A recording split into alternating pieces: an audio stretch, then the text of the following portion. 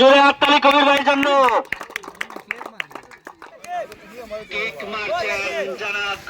আবার দেখতে পাচ্ছি এবং শামীম ওনারা জোরে হাততালি ভাই, জোরে হাততালি। গোল গোল গোল, কি সুন্দর গোল করলেন। শরীর চর্চা আছে ভাই, খেলাধুলা মানুষ বইলে অসুস্থ হয়েছিল, সবসময় তো চর্চা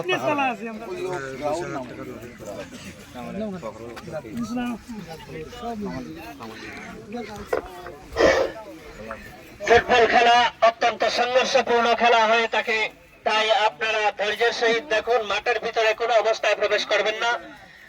খেলা সম্পর্কে খেলার সিদ্ধান্ত রেফারির সিদ্ধান্তই চূড়ান্ত, কমিটির কোনো সিদ্ধান্ত থাকতে পারে না।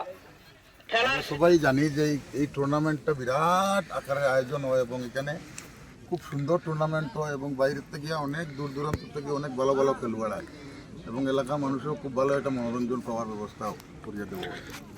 সেই হিসাবে আজকে ওইখানে এই এলাকার মানুষের উৎসাহ উদ্দীপনা নিয়ে একটা টুর্নামেন্ট আয়োজন করছেন।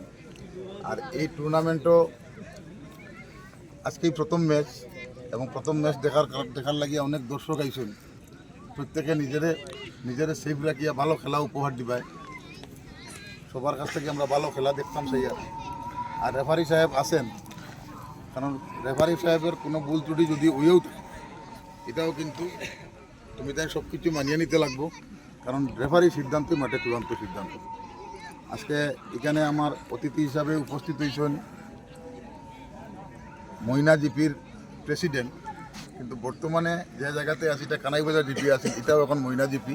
আমার প্রেসিডেন্ট আমার খুব আপন প্রিয় ভাতিজা। যেহেতু এখানে আজকে উদ্বোধনী ম্যাচ, এই যে ফিল্ড একটা, এই যে ক্লাবের মানে একটা ঐতিহ্য আছে বা একটা সম্মান আছে বা একটা নাম আছে, এখানে বিগত দিনেও খেলা হয়েছিল। আব্রাহাম গুডলাক কইয়া একজন এখানে আইছিল প্লেয়ার, বা বিগত দিনও অডিয়েন্সও কিন্তু প্রচুর হয়েছিল। এটার বিষয়ে কিতা কইবা যে আগামী দিনে এই খেলা কতটুকু অডিয়েন্স হইবা আপনি আশা? আমি তো প্রথমেই একটা কথা বলেছি যে এই দেওবাড়ি অঞ্চলের মানুষ অত্যন্ত খেলাপ্রেমী মানুষ।